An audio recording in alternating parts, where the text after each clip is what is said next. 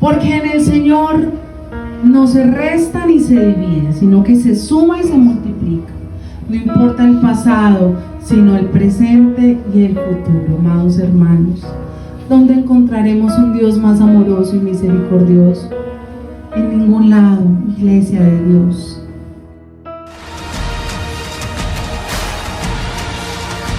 Aquí encuentras al que da la fe, esperanza y amor.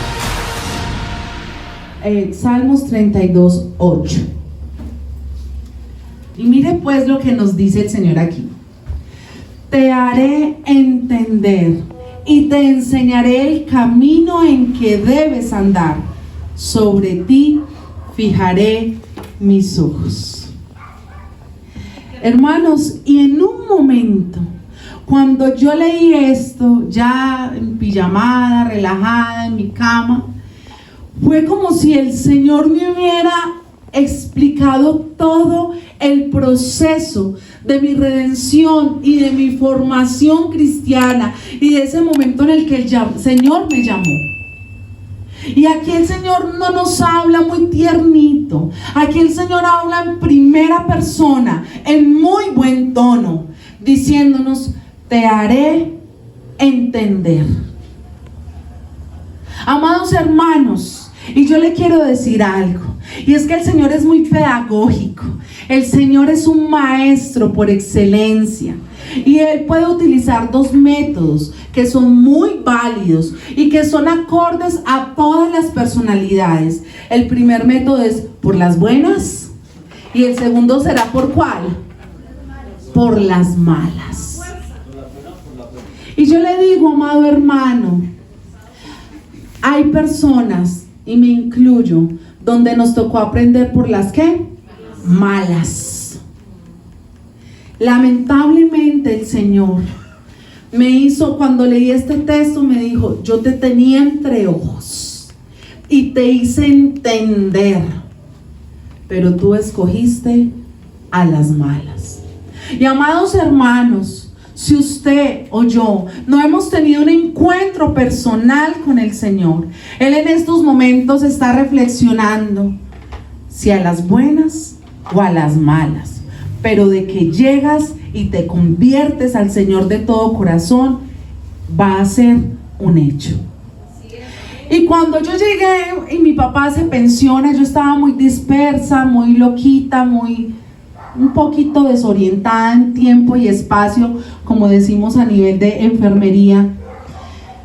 Y llega mi papá y me pone ese polvo a tierra y él me dice: Catalina, tú me estás andando mal. Y le estoy pidiendo al Señor que me revele lo que tú estás haciendo y que todo salga a la luz. Y cuando yo me iba a ir para la universidad, me decía: el Señor te tiene vigilada y Él no me va a dejar estar en vergüenza. Y yo: y papi, qué pereza usted con esa actitud.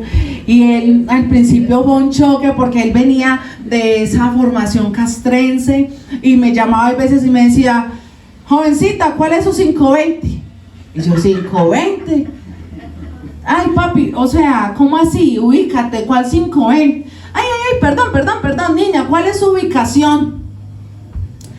Y entonces comenzamos como a chocar, como: venga, ¿será que mi papá nos ve como sus hijas o nos ve todavía como sus subalternos? De pronto una vez me llamaba y me decía: Catalina, usted no me ha dado el parte sin novedad en toda la tarde. Yo: parte sin novedad, ¿a qué se referirá mi papá? Bueno, o sea, usted no me ha dicho en qué va, a qué hora sale, porque es que usted aquí abandonó pues el lugar a las 2 de la tarde, a las 14 horas y ya son las 18 y usted hasta en hora militar me hablaba. Y llegó esa disciplina que trajo consigo también un proceso donde todo eso como que me alejaba más. Y yo decía: ¿será que si mi papá es un reflejo de Dios, entonces Dios es un dictador? Dios es un Dios controlador. Pero el Señor me quería hacer entender que había un propósito para mi vida, como lo hay para tu vida. ¿Y cuál es ese propósito? El propósito de salvación. Pero amados hermanos, Ese te daré a entender significa muchas cosas y muchos métodos. Por eso tú tienes que reflexionar en tu vida diaria. ¿Qué está pasando en tu vida? Y vivir en esa balanza espiritual. En esa balanza, ¿qué está pasando más? ¿Cosas buenas o cosas malas? Entonces, si son muchas cosas malas, entonces tú debes de reflexionar, ¿será que yo escogí el por las malas? ¿O será que yo escogí el por las buenas?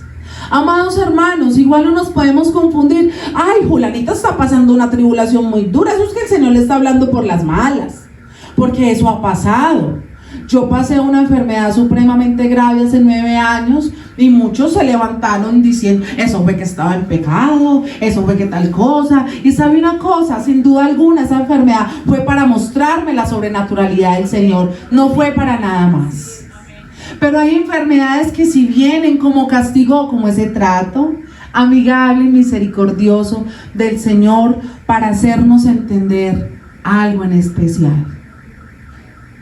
Amada iglesia, el Señor nos hace entender por medio de circunstancias difíciles, de circunstancias donde quiere que tú y yo alcemos la mirada al cielo y le digamos, Señor, por favor, aquí estoy, suficiente, ya entendí, retomo el camino, me quito mi vestido de cabra loca y mejor me pongo el de ovejita.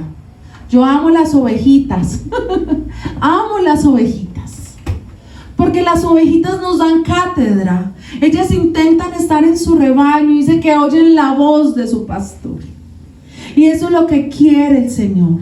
Esa voz, que nosotros seamos domésticos. ¿Cómo es un animal doméstico que puede estar en casa?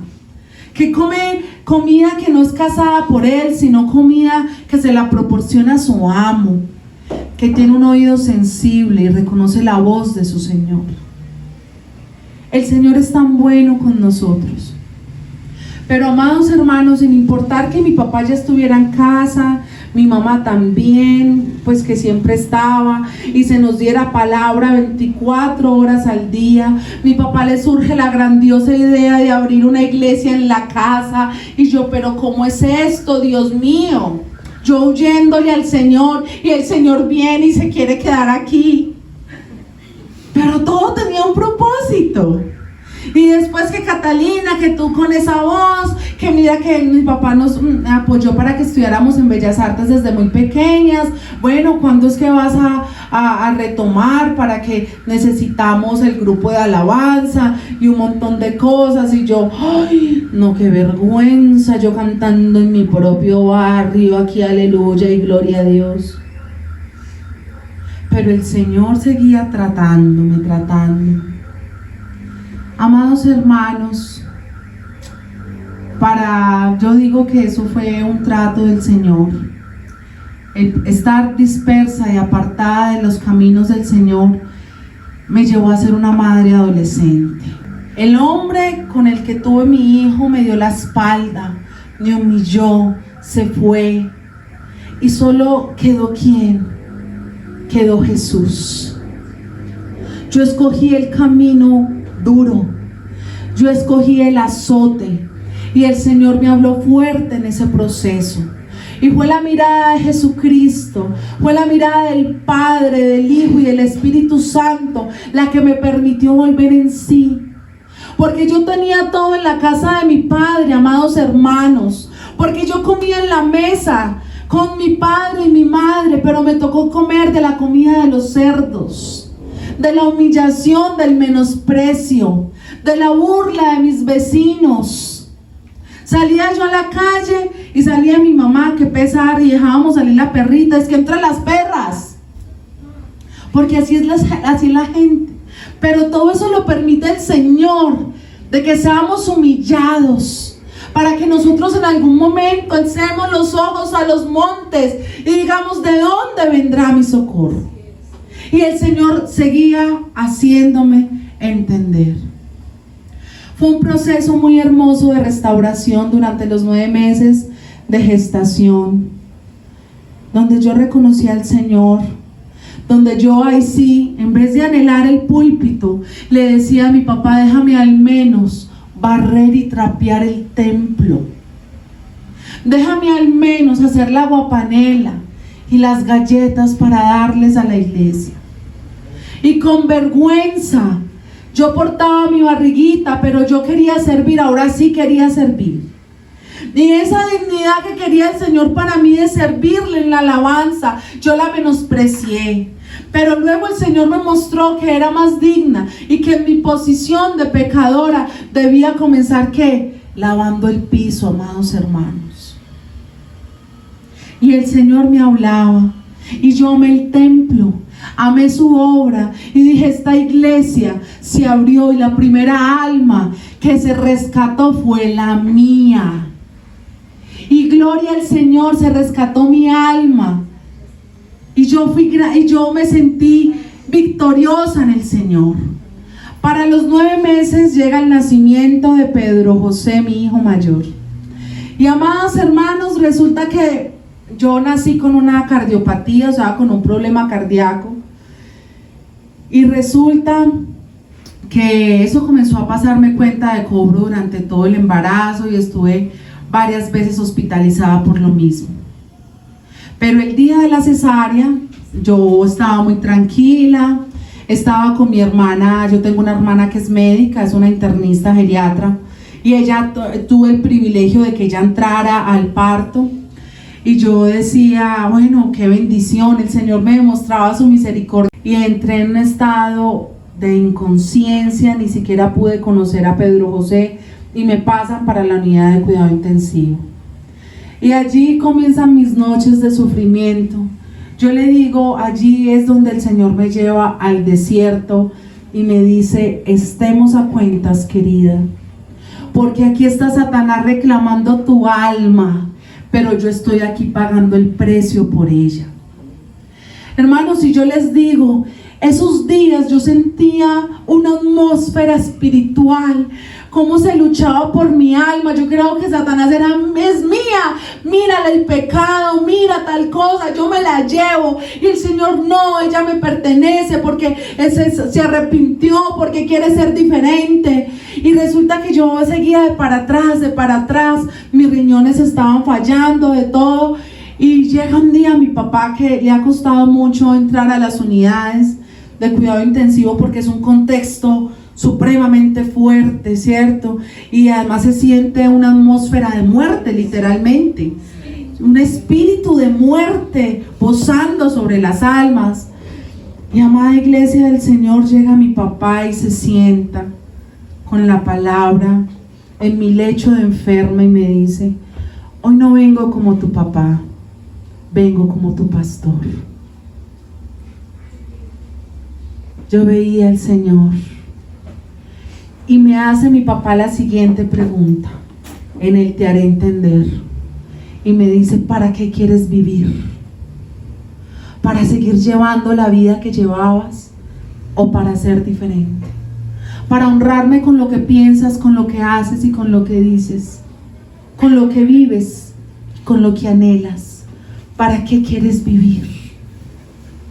Amados hermanos, Dios no nos da un día más para seguir haciendo buñuelos, ni para seguir lustrando zapatos, ni a mí para seguir auditando historias clínicas, o para ustedes en el trabajo que ustedes ejerzan. Hoy el Señor nos dice cada día: ¿para qué quieres vivir?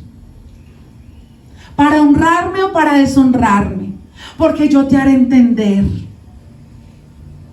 Aquí el pasaje no comienza: amados míos, hijitos míos, os ruego que el Señor os muestre el camino. No. Aquí el Señor, con una voz de autoridad, te dice: te haré entender. Yo escogí el camino de a las malas. Y en ese momento se vino todo mi mundo encima, y en medio de mi conciencia y mi indisposición, yo pensé por primera vez: ¿para qué quiero vivir? Y sabe algo, en la medicina se habla de un concepto que es muy utilizado sobre todo en 2 ramas, que es en la rama de la psiquiatría y la rama de la psicología, que se llama la catarsis. donde usted lo sientan a que usted reflexione. Entonces ahí es donde nos burlamos, que nos sentamos en el mueble. ¿Y eso cómo te hace sentir? ¿Y qué piensas? ¿Y qué crees que te llevó a ese estado de depresión? Entonces usted hace catarsis. No, es que yo desde la niñez fui muy maltratado y fui tal cosa y fui tal otra. Y allí en mi lecho de enferma el Señor me dijo: haz catarsis, querida. ¿Para qué quieres vivir? Porque si vas a seguir viviendo para lo mismo, cerremos aquí tu libro y garantizo tu salvación. Pero si tú vas a vivir para las buenas obras, yo te doy 100 años más. Y yo ese día hablé con mi padre y me puse a cuentas con él.